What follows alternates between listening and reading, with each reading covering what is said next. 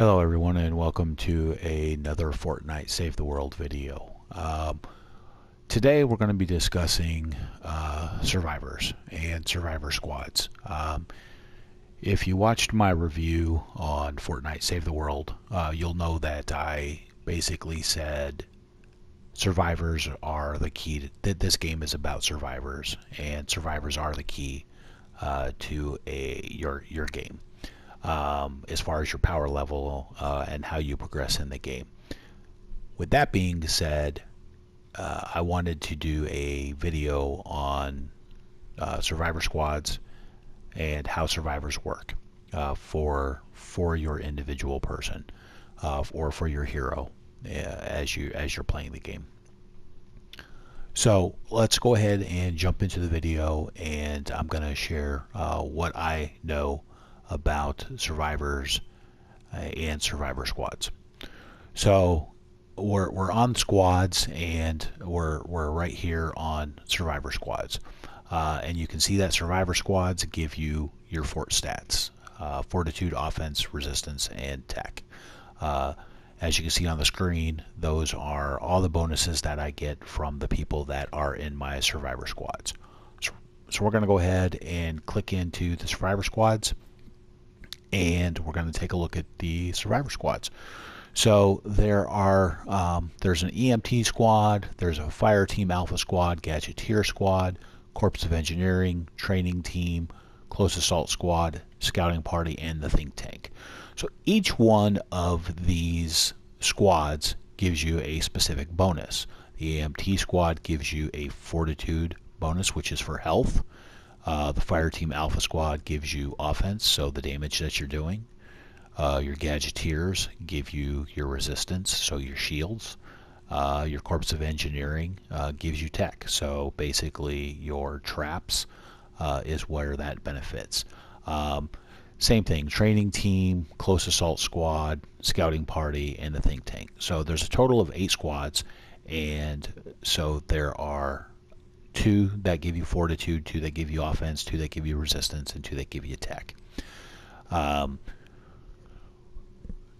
With that being said, over here we're just going to use the EMT squad initially, and we're going to discuss that and talk about that in the first example. So fortitude, health. Right now the benefit or the bonus that I'm getting is plus 112 to fortitude because of the survivors that are in that squad.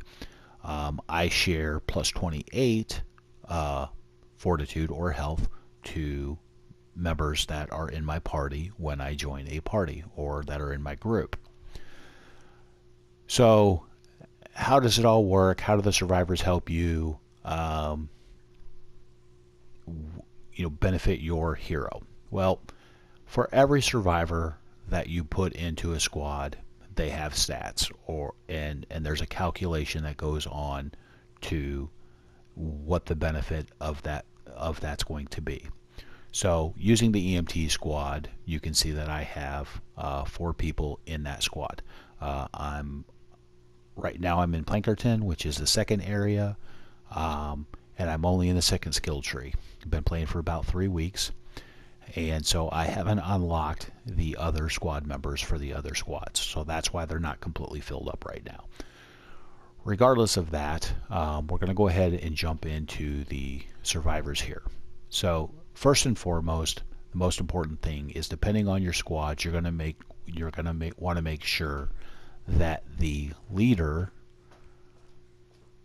is a match to that squad. So looking at the leader of this squad, the EMT squad, you can see down at the bottom of the screen it says leader match. There's a checkbox right there. So she is a match to that squad. Very important that you match the leader type to the specific squad, because that's where you're going to get the most bonuses for your character. The second thing is that you're going to have your subordinate or your squad members of that team. When it comes to your squad members, what you're going to want to do, or the first thing that you're going to want to do, is you're going to want to make sure that they have a personality match to the lead survivor. So on this guy right here, we've got him selected, and we can see personality is competitive, and there's a checkbox next to it. So what that's telling me is that he is a match to the lead survivor, who is competitive as well. Now, because it's a personality match and whatnot, these are epic cards. I haven't put any points into them yet. I haven't done any of that. You can see that they're level 1 of 10. They're normally level 15 cards, but because they are a personality match, and so what happens is that their stats and the benefit that they provide is bumped up because they are automatically bumped up to a level 20 card because of the personality match. You'll also notice down at the bottom there's set bonuses. Don't worry about set bonuses. Set bonuses are worthless early on until you get a whole bunch of cards and you can match them. Don't even worry about the set bonuses at all. Most important thing is to match the leader to the squad. Then make sure that the personality of your squad members match the personality of your lead.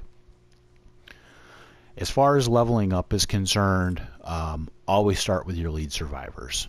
Level up your lead survivors, then you will level up your subordinates. As you can see here, I leveled her up to the next level, so she's 2 stars, and then what I will do is I will start leveling up these squad members. Now when you level up your squad members, because of the way that XP works in it, don't just jump and level this guy up to level 10 and whatnot, because the experience at that point in time, the way that it benefits you and your character, it's not providing you the benefit as fast as it could be. Because, like right here, if we click on this and we go upgrade, it's going to cost $250 to upgrade this guy right now, right?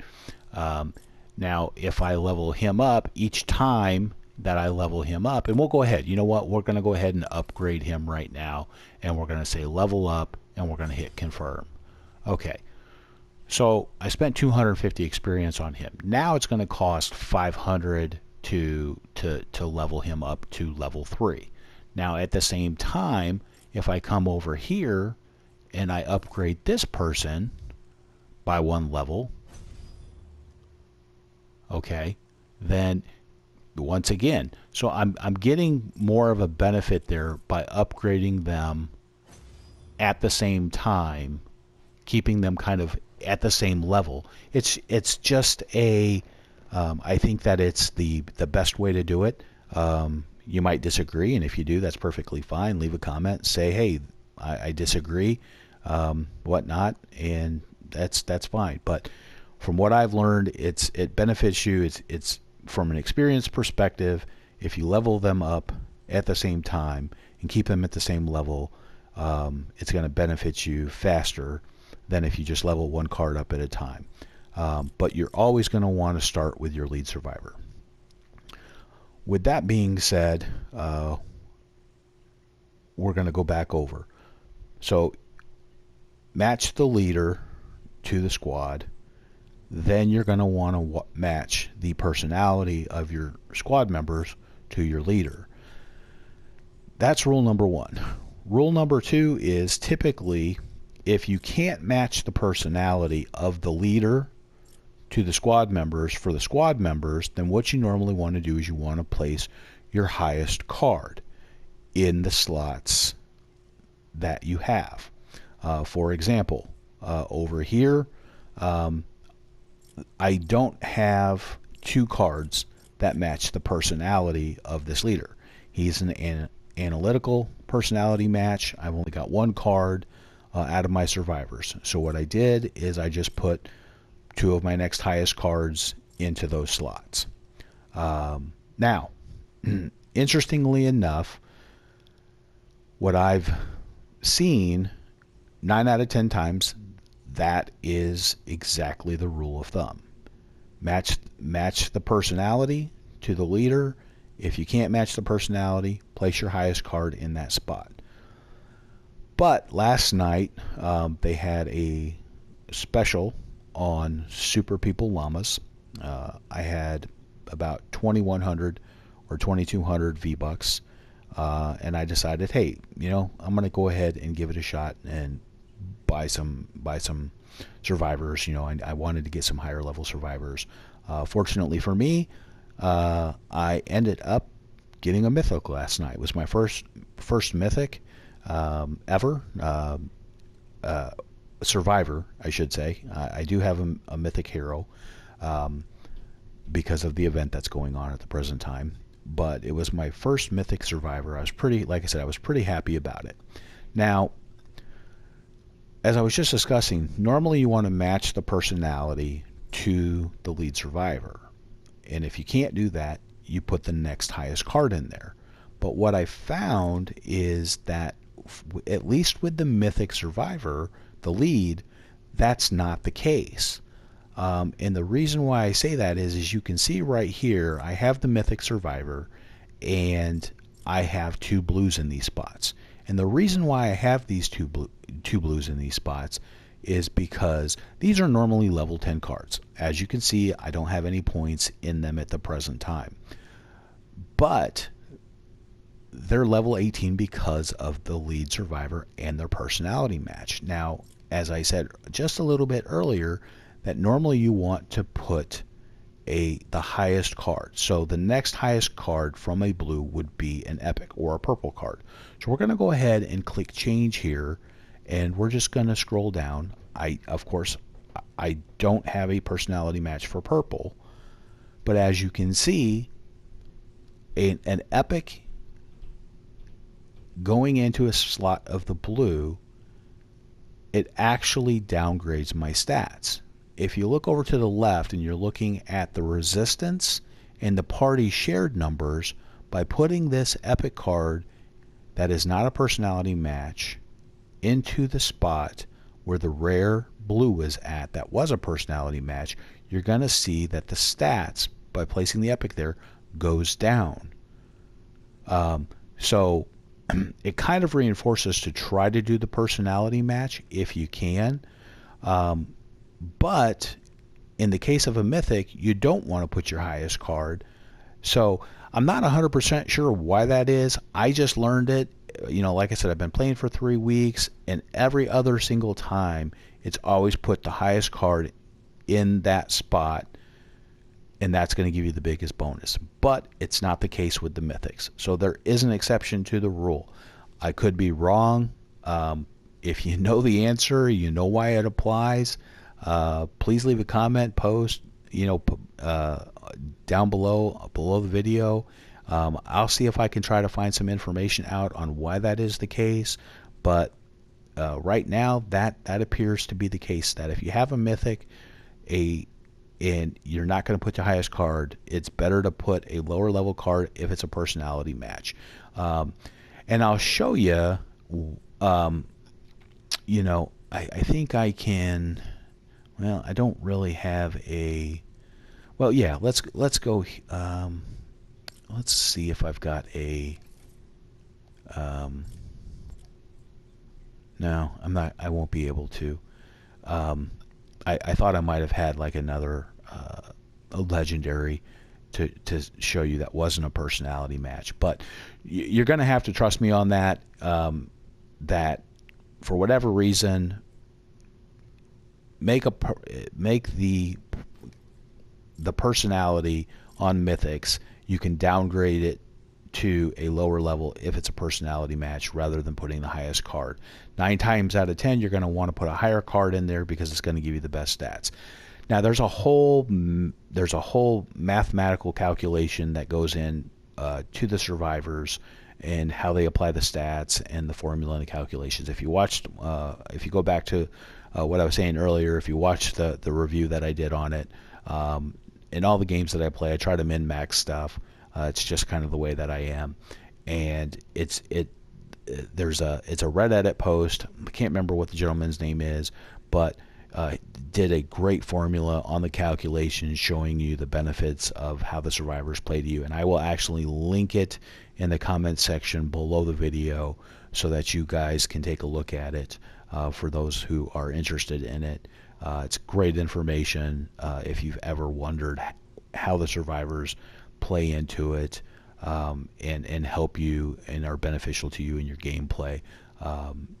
I read it, and it's great to have somebody who put the time and the effort out there. So I think it was a white sushi or something along those lines. But once again, I'll link it down in the comment section below the video if you're interested in it, because it's great information on the calculation behind the survivors and the benefit that they apply to you. So I'm going to try to keep the video short. I hope that it was beneficial. I could go into a whole lot more, but I think for the sake of the video, I want to keep it short. So I'm gonna leave it right there.